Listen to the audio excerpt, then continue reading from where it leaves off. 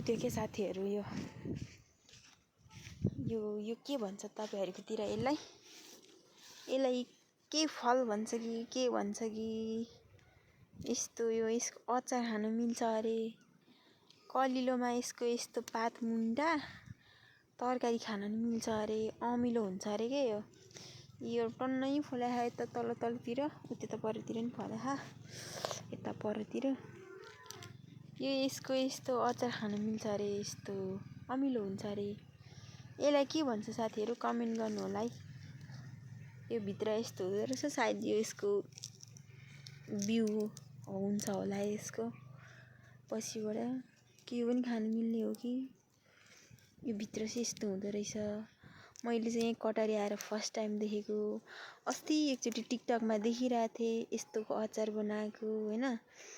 यसलाई के भन्छ साथीहरु कमेन्ट गर्नु है।